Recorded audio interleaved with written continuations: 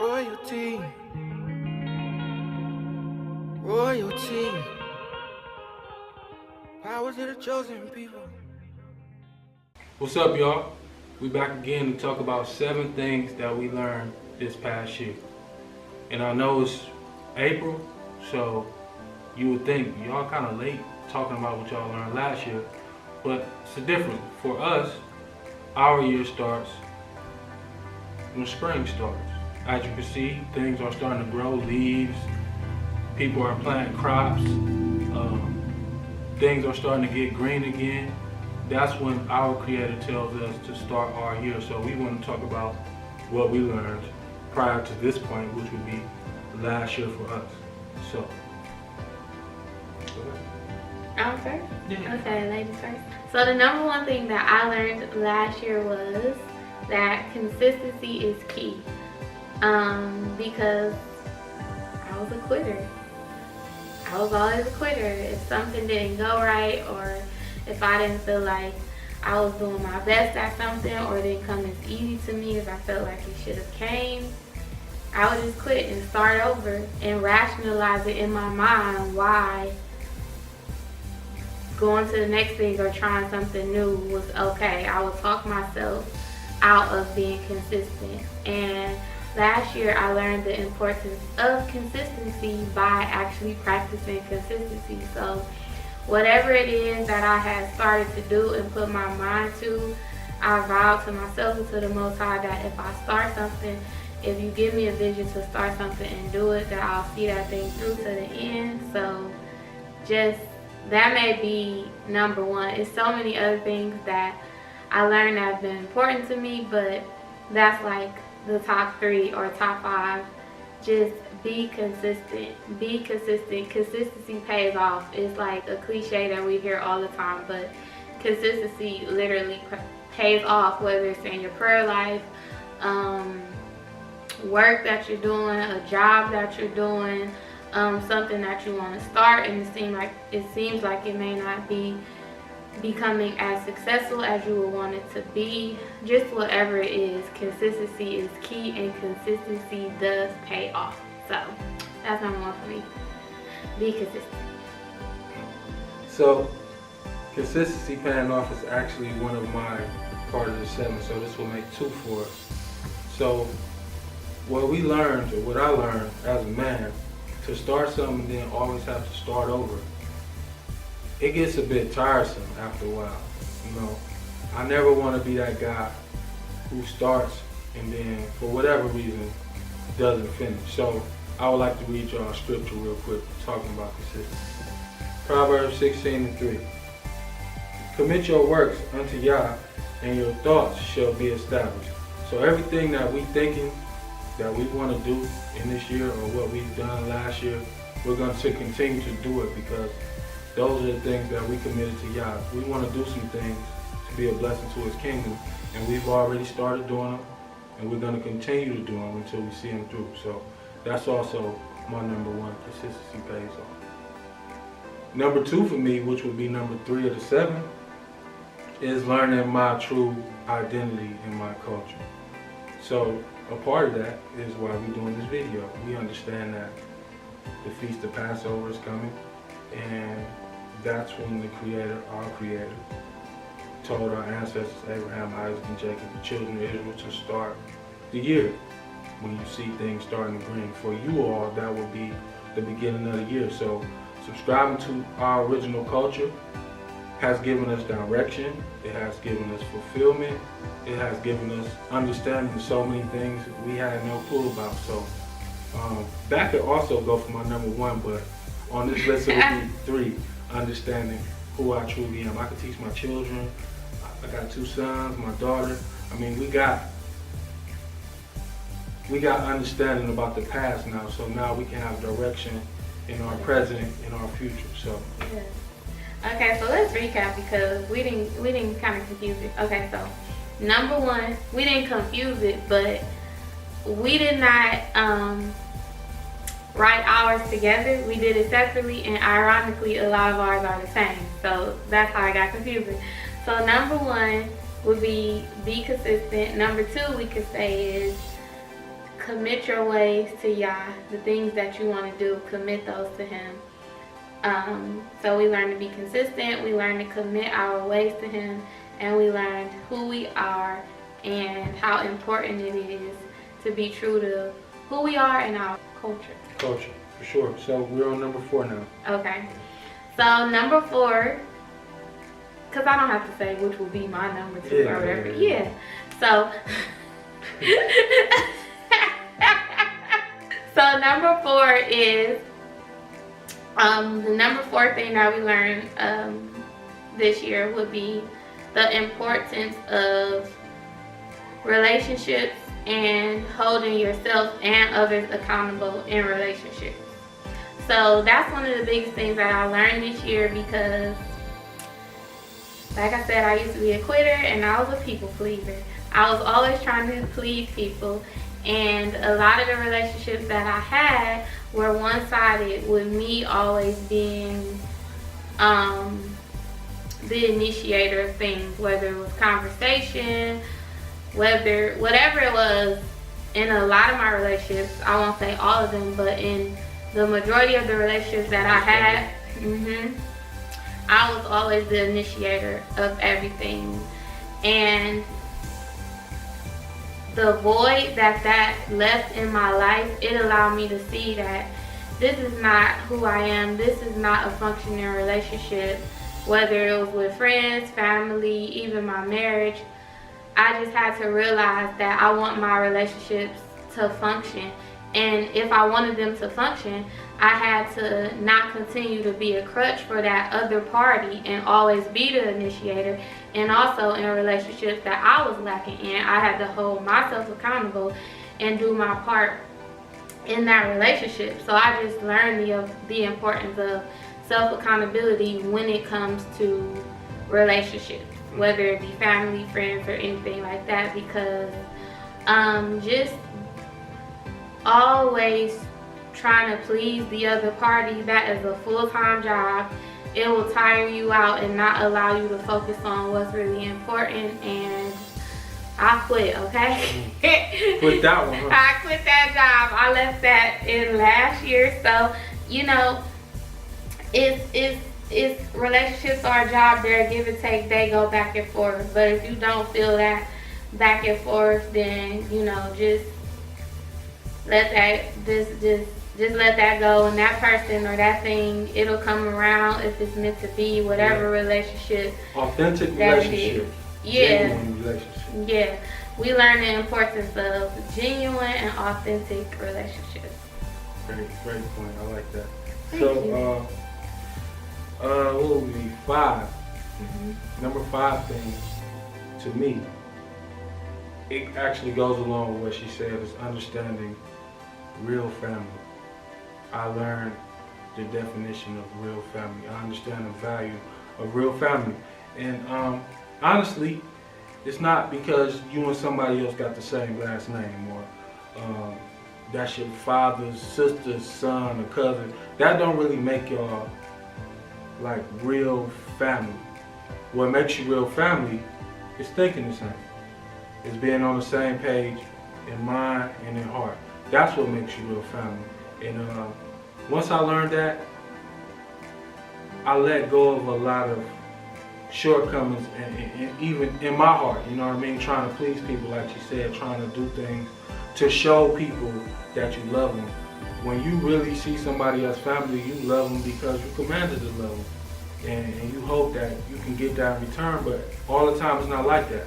But when you meet somebody who subscribes to the same things that you do, the love will be genuine and mutual, and you ain't gotta go out of your way to try to show somebody that you really love them. Y'all be on the same page, and that's what makes you real family. So Also, go ahead. you still on that point, or you going to the next one? No, I'm still on that point. Oh, okay, keep going. No, go ahead. Okay. So on that point, I'll also say that one of the biggest things, the lessons in that area, one of the biggest things that taught us is it started in our home, with our own family, with one another, and with our children. A lot of times we forsake our immediate family for like extended family, because you know, the black community is big on just like family, cousins, uncles, friends, and that's beautiful. If you have a large family, a village that you can celebrate with and do things with and be like-minded, that's a beautiful thing. But in doing that, it's so important not to neglect your immediate family, the people who are in your household. And once we started to focus on that, one another, building stronger bonds with one another and with our children, we learned so much about the meaning of family in general. Okay, so I'm gonna read you our definition. True family are those who subscribe to the same thought process, which in turn brings about culture and establishes community. Kahal means to gather to the staff. So when the shepherd called the sheep, they swiftly came to him. The staff of the shepherd was his tool of authority. With it, he would direct, discipline, and protect the flock. Now we understand we are likened to sheep, so we come to our Messiah, or the Word that became flesh, or Yah, our Creator. We come to him for direction, and with his staff or his Torah, he guides us, he disciplines us, he protects us, and those who subscribe to that same way, those are the ones who are truly our family, because we all think in the same way, we all headed the same way, we all being protected and provided for by the same one. We're not all splintered in our thought process, and that's what draws people together. You know, when you see like gangs or even people in churches, you know what I mean? You got supposedly the same belief, but it's not really the same because of the denomination separation. They think the same in this denomination, so they all subscribe to that. They think the same in this denomination, so they all subscribe to that. Even though they might be bloodline with somebody else, but if you don't think the same, then you can't really be family. And in thinking the same is not to say that you can't have different opinions about different things. Obviously, we don't share a brain.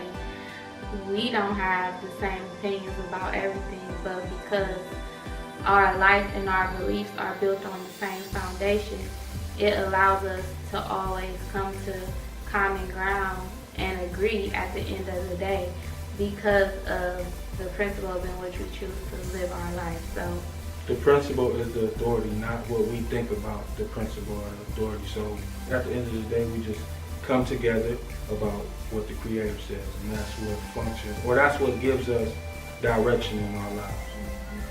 So, number 6.